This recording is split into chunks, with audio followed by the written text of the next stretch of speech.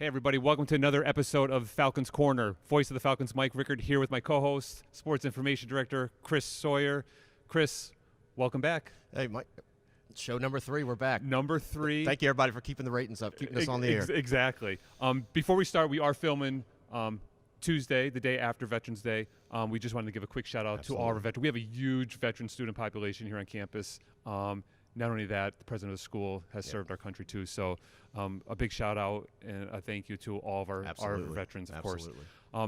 Exciting stuff here on campus, huh? A lot going on right now, Mike. Whew, Sunday, what a day. Unbelievable atmosphere.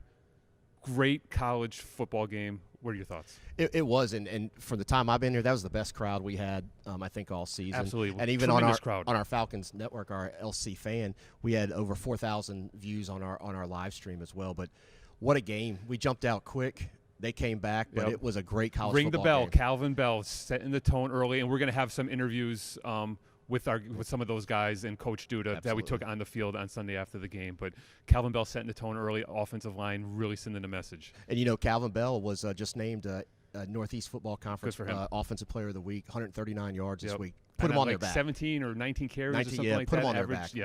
What a great job. But like I said, I know we have some interviews coming up more with football. But we're going somewhere. I think we're going somewhere. Heartland part of the country, possibly? Pittsburgh, Kansas. Yeah. We will be going to the national championship. I heard it's beautiful in Kansas this time of year. Oh, I heard 22 degrees yesterday. We thought Scranton was cold, but exactly. And you're coming up from the south though too, so you know we got a little snow today, maybe a jacket and a hat, you know, for you when you get out there. But it was great. Great Sunday, great win for Coach Duda and the Falcons. And we're gonna have a lot more coming up, you know, through our social media, all of our resources that we have at the school and here on the corner talking national championship football, you know, in the next episode or two. So we're going to toss it to the field from Sunday. Check out some of those interviews coming up next, and we'll be back at you in a second. Take flight, everybody. Voice of the Falcons here with SID Chris Sawyer, head ball coach, the legend Mark Duda. Mark, huge win today. Congratulations. Tell us how you're feeling right now. Oh, fantastic. You know, the guys did a great job, showed a lot of character, played all 60 minutes. I thought that was the thing that resonated throughout the year. We played all the way through every ball game. So that's more character than talent. I think that's guys who just don't have a lot of quit in them and play for each other. So I think when things get a little bit dull, things get a little bit tough, they kind of answer back and answer back and answer back. And I think it's a big deal for us. And I think in general, it'll go a long way the rest of their lives as well. Coach, you talk about your defense. These penalties that get some momentum.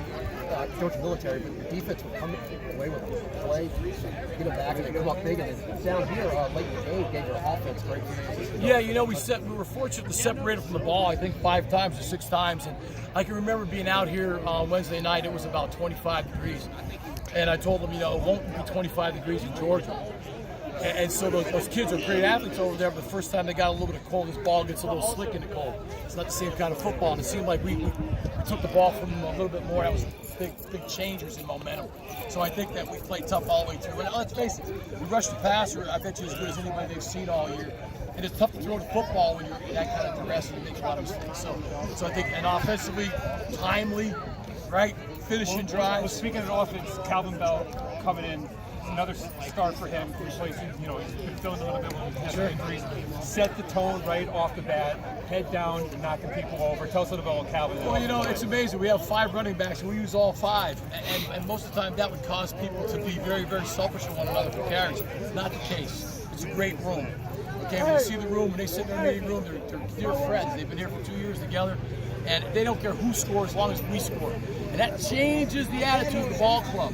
Because it's not a me time. It's not me. It's us. And I think, you know, us won the football game, not me. And I think Calvin comes in big and runs for how many yards he runs for? You know, more than enough. Like 100 and whatever he runs for. Waits his turn, but he's also supportive of the other players while he's doing that. That shows character in a young man. So, you know, being selfish is easy. Not being selfish is hard. Our guys are nice and hard. Yeah, I follow up on that. Talk about real quick your offensive line. Open it up the holes for all your defense, especially Calvin. You know, a great defensive line that they have against us, and our offensive line did a great job. I thought if they struggled and strained and they got the tough yards when they needed to. I mean, I think we must have run 5 or 6 quarterback sneaks down by the goal line to score. We're just determined to do that, and that's determination. But once again, more than athletic ability. So I think they opened holes and they fought all the way through it. Great defensive line. 98's going to Louisville. 90's going to South Carolina. They're all Division I players, but they fought and fought and fought. You know, football's a game of, they say, ground acquisition, right? Gotta get some ground. They fought for all the ground they could get. Last one for you, we'll let you get back with you guys. Tons of wins, Hall of Fame career, the legendary coach Duda. Where does this rank on all those victories? I think it ranks the best that we've ever had because it gives our kids an opportunity to go out there and show their wares and play at the highest level in the land. I think that's the most important thing for them. I think you should never cheat youngsters who win all the games that they could possibly win. And now it's up to us to do the best job we possibly can. But let me tell you, winning 22 games in a row is not an easy thing to do. Right? It takes a lot of people, not just 1 or 2 or 3 or 4. It takes everybody. I always tell our guys, everybody is everybody. Right? It's about everybody. Thank you. Thanks, Mike. Appreciate it. I know how much work you put in since August, right? Thanks for having me part of the program Thank as well. you. Appreciate it. Job well done. Thank you, guys. From the corner, voice of the Falcons, Mike Rigger with SID, Chris Sawyer. Got the big guy, linebacker, Keyshawn Moore, monster today, all over the field. How does it feel coming out of victory today? It feels pretty good. I'm happy all the work we did in August and stuff like that is paying off. We've had a lot of long nights. We practiced late. Everyone's going through the same struggle, so I think that brotherhood helped us get this game and trust. I'd like to use the word relentless. You guys were relentless today on defense, chasing the quarterback. They threw a lot of stuff at you guys in the second half, but you were able to withhold and dig down deep and make some plays when you had to. Tell us about that second half performance. So it's kind of funny you said relentless because Coach Julius said he was preaching to us about the game. He was saying be relentless. Coach Reese was saying the same thing right before the game. He said just be relentless in your effort and come out victorious. And that's what happened. And it seemed like when they kind of had a little spurt there, cut the lead to 2 touchdowns into 1, you guys didn't change it. You kept chasing that quarterback, put pressure, and then towards the end of the game, he just had nowhere to go, and you guys were going there. Talk about that, how you guys stayed focused and continue to do what you're doing. I think this season has helped us with that. With who we are as a defense, we all know what we're supposed to do. Sometimes we'll have breakdowns in our defense, but no one freaks out, no one points fingers, no one says it's on us. We just have to go back out and get back to doing what we do best. And we kind of just focus more so on ourselves than what the other person is doing, because a lot of times we beat ourselves more than You had some experience behind that. Where does this rank on all time wins that you've had in your personally, I would say first. Appreciate it. One more. Even though we've been still y'all the ODU, that's Played 1 year, a lot of big games, so I like to do something different. Because I was a big part of the program. Yeah, went undefeated last year, so I think there's a lot of pressure behind it. Kind of just came here. I just wanted to do what I was supposed to do, help this team get back to where we want to be. We got one more to go. Let's make the next one. This is right? So, hey, we get back to work in a couple of days. Great job. Enjoy the victory. Get back in there with those guys. Thanks, Keyshawn. Good job. Weeks ago, you want to start working a little bit harder in that weight room. So you can start carrying guys on your back and finishing off those runs. Hard work definitely paid off today. Tell us how it felt to set the tone early in this victory. I felt great. It's like knowing coming out and knowing what Coach P wanted us to do, and just running the ball hard. That was just my goal all day. Just running the ball hard and just finishing every play, just so I can get my teammates to the game they want to play in. How about that offensive line for you today? So you got to give them props. Amazing. Yeah, amazing. I was giving them a ton Trey of love. Dorsey, Durkin, all those guys, Houseman, all those guys. Great job. I know I'm leaving a bunch more out, but great job by the goal line today. Yeah, definitely. They definitely did their job. They definitely, I give them a ton of love on the side. A ton of love. Good. They did an awesome job. Talk about the rotations you guys bring in. Oh, yeah. And it looks like there's no letdown no matter who comes in. You've got the power. Palmer has some speed. So talk about that and how you stay fresh as to keep bringing it in. Yeah. So when Palmer came in, we definitely had like some nicks and bruises, and he just helped us out and gave us a spark of energy. And Rashard, Marquise, and Kareem have battled some injuries, and they keep fighting the whole season. And we all bond so good together. We work out in the weight room together. We study together. We tell each other what's going on in the field. So the next one goes in, they know exactly what to look for and what to take advantage of. So we just always there for each other. It's a great group. Great. One of the best running back groups I've been a part of since I've been here. And beat quality opponents all the way through. The games they lost across the country right now. Talk about what's going through here. That's great. It's just so great because since I got here, I did nothing but win and work hard. And Coach Duda, Coach Pardini, and all the rest of the coaching staff just made me like see what it really means to work hard. Yeah, he fumbled the ball. I should have been that ball right there should have been dead. Great job today. We are all proud of you. Yeah, we did. We got one more to go. There's some bad stuff. But, you know, All right, everybody, we're back with you on the Falcons Corner. Voice of the Falcons, Mike Rickard, SID, Chris Sawyer. Changing topic from football now to some of our other winter sports that are really, getting into the start of their seasons. Let's start off with women's basketball. 3 games this week. How did they make out, Chris? Yeah, they jumped in. Penn State Hazleton was their first game, and I'll tell you, they commanded that game. Coach Whittington and her players were ready to go. They ended up winning 111 to 56. And I want to highlight 2 players, Mike, Brianna McCullough and Kyla Smith. Brianna had 20 points. Kyla had 26. Right. So they jumped out quick and controlled that game. And I'm sure they hit a couple from deep too, right? They did. And one thing about that game is there were no second chances for PSU Hazleton, and we had a lot of fast break points on there. So they really dominated the boards in that game. Right. And then this week I saw them to go and face some Division I junior college level teams. They got Monroe and then ASA Brooklyn. Saturday was a tough one, probably a really tough loss for Coach Whittington. Fell down early, battled back, had a nice lead, and then lost it towards the end. But I'm sure that's something that she'll clean up in practice this week. She will, yeah. That was at the Monroe Classic. They were up. They ended up losing 67-64 to host Monroe. But again, McCullough and Smith both 16 and 19 respectively. But I think what was real big about the team is they bounced back. They literally had less than 12 hours to bounce back and play. And don't forget too, Jamie Brand. Correct. That's right. I'm sure she's.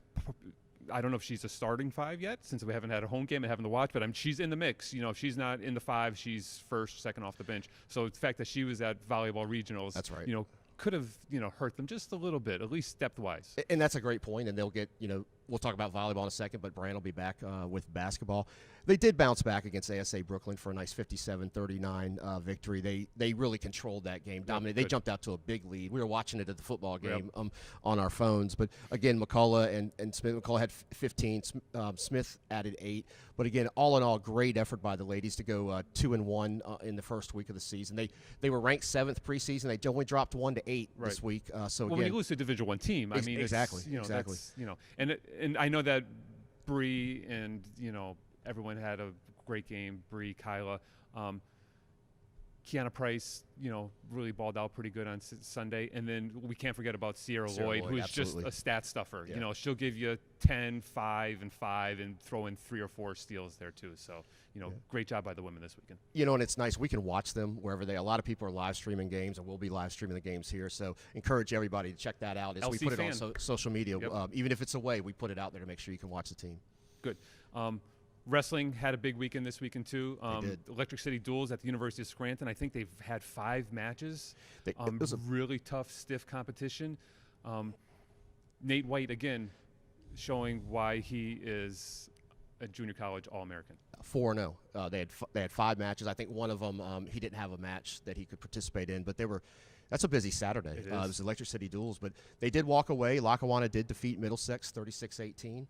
And they also, there was one more. They defeated Scranton JV, the B team, 30-18. Then they dropped 3 to Scranton, and I'm new here on Juanita State, if I'm saying that. Sounds right. And then Rowan Gloucester. But you're right. Nate White was 4-0. But another person, last week's athlete of the week, Jaden Bortz, was 5-0 with 5 pins again. So he's on a roll. He's on a roll. And then we had a couple others, Judge and Rogers.